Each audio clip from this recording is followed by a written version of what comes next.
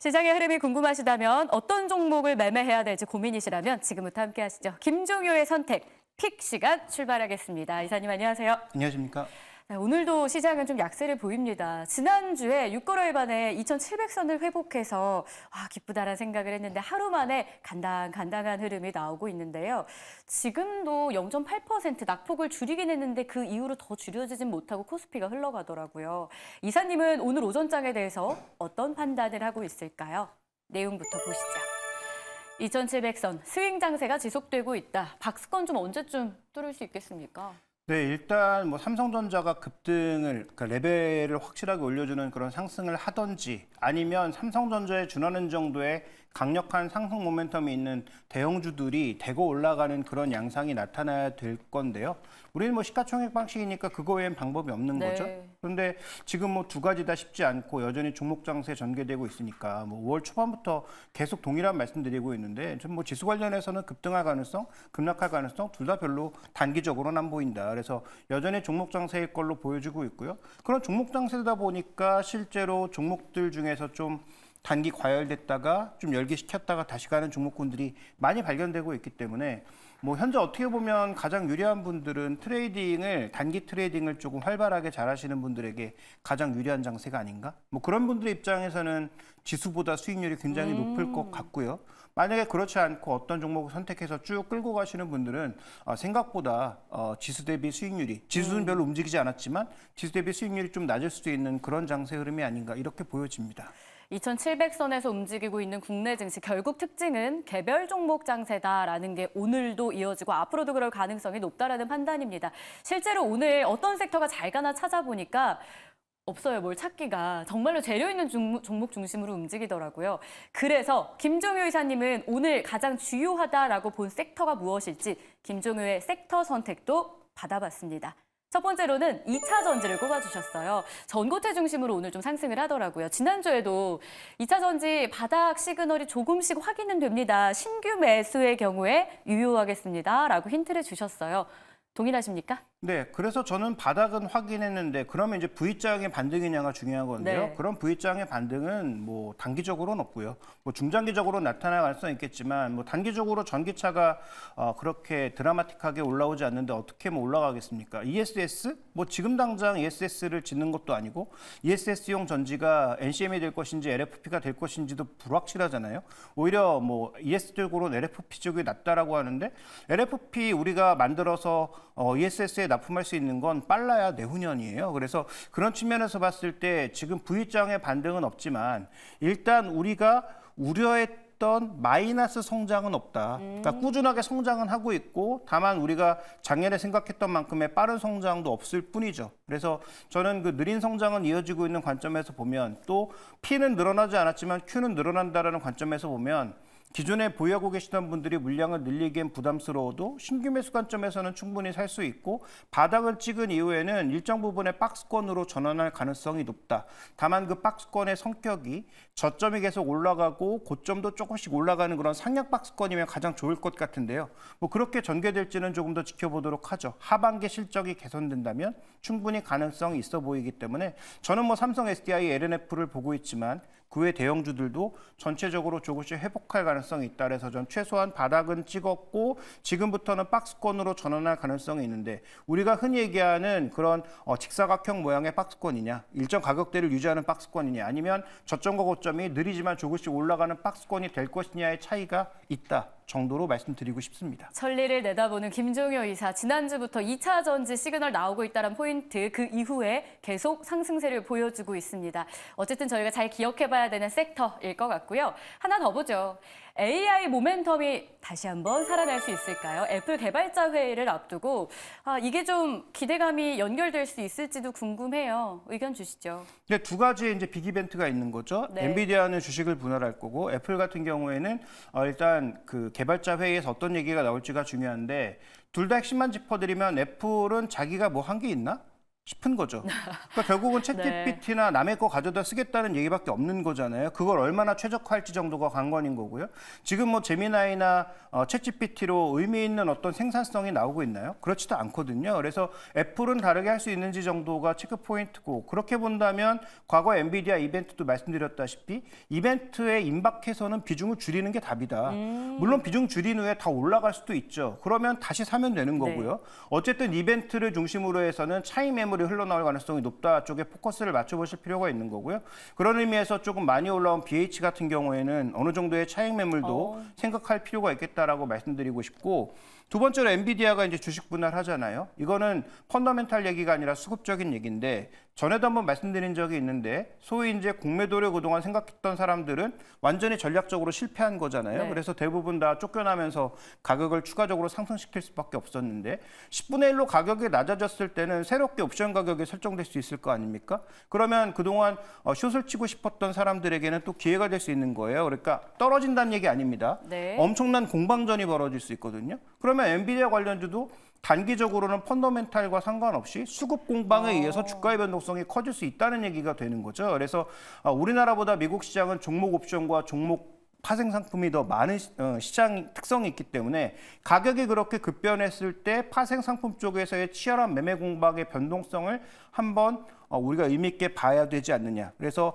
두 가지 다 장기적인 관점에서는 큰 문제가 없지만 단기적인 이런 이벤트 마감과 그다음에 수급적인 변수에 대해서는 고려해 볼 필요가 있다. 특히 비중이 많으신 분들일수록 더더욱 그러하다. 이렇게 말씀드리고 싶습니다. 이벤트를 앞두고 비중을 좀 축소할 필요가 있다. 하락한다라는 이야기라기보다도 일단 대응은 좀 해야 되지 않을까라는 의견을 여러분도 잘 기억해 보셔야 될 것 같아요. 이번 주에 워낙 또 빅 이벤트가 많다 보니까 챙겨야 될 내용이 많습니다. 하나씩 짚어드릴 테니 여러분 꼭 기억해 보시죠. 자, 섹터를 주목할 내용을 봤다면, 자, 그럼 본격적으로 어떤 종목을 우리가 오늘 장에서 눈여겨봐야 되는지 그 내용 보겠습니다. 김종효의 오늘의 선택입니다. 한솔제지. 제지주 정말 오랜만에 다뤄보는 것 같은데, 미국 대선을 준비한다면 제지주를 봐야 됩니다. 한솔제지를 꼽아주셨어요. 이 대선에서 종이가 약 1만 톤이 필요하다고 하고 금액으로 환산하면 100억 원가량이라고.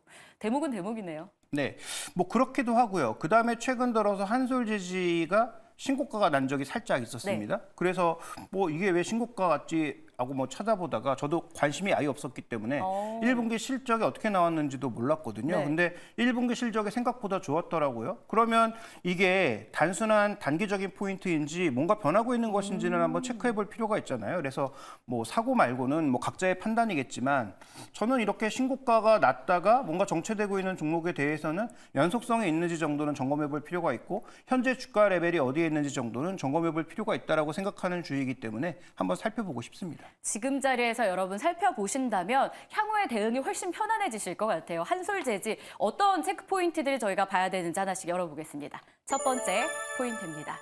물가가 오르고 있는데 펄프라고 다를까? 국제 펄프 가격이 지난해 12월 저점을 확인한 이후 꾸준히 상승세를 보인다고 하더라고요. 참 먹고 살기가 힘든 요즘 장 보러 나가면 진짜 비싸잖아요. 그렇죠. 그래서 네. 뭐 사지도 않았는데 한 15만 원, 20만 원은 그냥 되는. 맞아요. 장바구니 채워지면 뭐 30에서 50도 된다고 하더라고요. 네, 그러니까 저처럼 1인 가구 같은 입장에서도 한 번 사면 뭐 15만 원 정도는 맞아요. 그냥 넘더라고요. 그래서 뭐 굉장히 장에 가기가 뭐 이렇게 부담스러운 구간인데 지금 준비대응에서 보시는 것처럼 지난 연말이 중요한 게 아니고요. 지금 여름부터 작년 여름부터 저점을 찍고 굉장히 빠른 속도로 펄프 가격이 올라가고 있다는 거죠.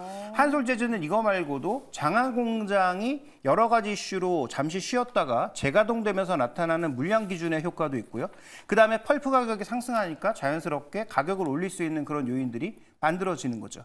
그래서 전체적으로 보면 1분기 실적 어닝 서프라이즈 핵심 포인트는 수출 물량이 늘어난 부분, 환율 효과도 있었지만 기본적으로 펄프 가격의 상승이 기인한 부분이 있다라고 봐야 되고요. 그러면 우리가 한솔제지에서 끝나면 안 되잖아요. 이거 수출주란 말이죠. 네. 그러면 글로벌리한 상황은 어떤지도 살펴볼 필요가 있는데요. 자, 미국 시장에서 그래서 찾아봤더니 또 하나의 신고가가 보이고 있죠. 다음 준비된 그림 보여주시면 인터내셔널 페이퍼라고 하는 업종 대표주가 이것도 신고가라는 거죠. 그런데 그냥 신고가가 아니고 이것도 지금 미국에서 애널리스트들의 목표 주가 상향, 이익 상향이 계속적으로 일어나고 있습니다. 왜 그렇겠습니까? 똑같이 펄프 가격의 상승, 연말에 있을 미국의 대선 등 이벤트 이런 것들이 맞물려 돌아가고 있다라고 판단해 볼 수 있는 거죠. 그렇게 본다면 한솔재즈의 수출 비중이 한 50% 정도가 되니까 그 내외를 왔다 갔다 하고 있거든요. 그러면 그런 측면에서 봤을 때 충분히 지금 다 수출지라고 하는 카테고리에 묶여서 전부 상승하고 있는 건데 화장품이든 뭐 음식료든 그쵸. 전부 그런 상황인데 그럼 제재 쪽도 그런 부분들은 한번 체크해 볼 필요가 있지 않느냐 이렇게 보여지고 긍정적인 부분이 있다 이렇게 보고 있습니다. 미국에서도 신고가 나오고 있는 종이, 제지주가 있습니다. 한솔재즈의 신고가, 그리고 좋은 실적, 앞으로 연속성 기대해봐도 될지 다음 포인트를 보면 알 수 있을 것 같아요.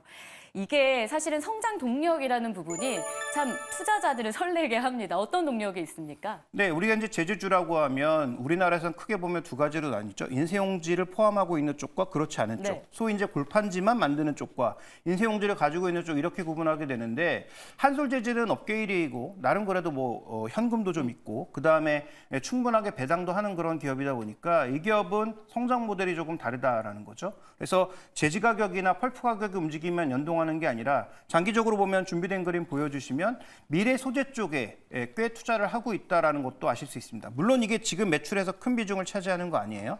근데 지금 저쪽에 보시면 그 나노셀룰로스 가른 쪽이라든지 네. 환경 오염을 줄일 수 있는 그런 소재 쪽 개발이라든지 이런 뭐 필터류 사업 등 여러 가지 쪽에 발을 넓혀놓고 있는 상황이란 말이죠. 그러면 우리가 지금 공장 많이 만들고 있잖아요. 당연히 오폐수 많이 발생할 거 아니에요.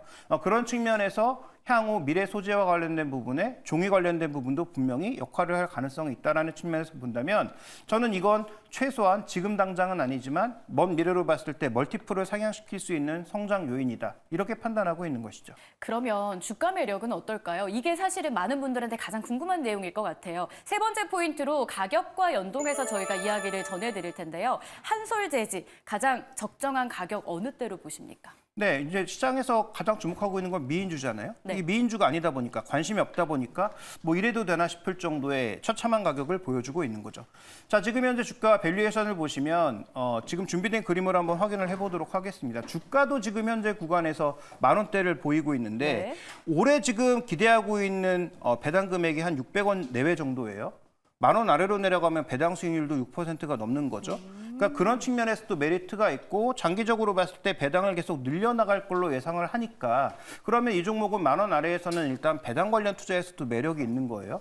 두 번째 밸류는 네이버 차트에서 아직 올해 실적을 제대로 반영하지 않은 것으로 보이는데 올해 지금 추정하고 있는 증권사들의 추정 실적에서 EPS가 3,000원 단위로 다 올라가고 있단 말이에요. 그래서 준비된 그림 보시면 현재 주가 10,000원대 내외잖아요. 근데 네이버 차트에서는 이 실적이 반영되지 않아서 지금 바닥에 붙어 있거든요. 근데 지금 현재 구간에서 보면 거의 한 3배 좀 내외 정도가 안 되는 그 정도 레벨이란 말이죠. 그래도 지금 바닥에 붙어 있는 거예요. 그러면 이렇게 저평가받아도 되나 싶은 거죠. 물론 이 기업의 성장성이라든지 아까 얘기했던 미래 성장 동력이 당장 돌아오는 게 아니니까 높은 밸류를 주기 어려워도 PB 기준에서 0.3배. 그다음에 지금 PER 기준에서는 뭐 한 3배에서 4배 사이에서 움직이고 있는 현재 주가는 좀 심각하게 저평가받고 있다라고 보여지는 거죠. 그래서 여러 가지 할인 요소를 고려하더라도 저는 PER 기준에서 한 4배 정도, PB 기준에서는 0.4에서 0.5배 정도 생각해 보면 15,000원 정도의 주가는 굉장히 합리적이라고 판단하고 있기 때문에 저는 뭐 지금부터 뭐 소량 정도 분할 매수하시는 건 전혀 나쁘지 않은 전략적 접근이다. 그래서 이익을 비교적 굉장히 보수적으로 추정했을 때 PER 5배가 15,000원 정도이기 때문에 지금도 별로 부담이 없다 이렇게 보고 있습니다. 알겠습니다. 뭐 미국 대선이라는 대목도 있지만 그걸 뺀다 하더라도 어떤 모멘텀이 있을까 했을 때 참 많은 내용들이 미래지향적인 성장 동력을 또 안고 있고 배당 매력 여기에 심각한 저평가다라는 내용까지 확인을 해볼 수 있었습니다. 여러분들 꼭 돌려보기 해서라도 내용 참고하셔서 지금 나오는 목표가 15,000원, PER 5배도 체크해 보시죠. 한솔재지 오늘 확인해 봤습니다. 고맙습니다.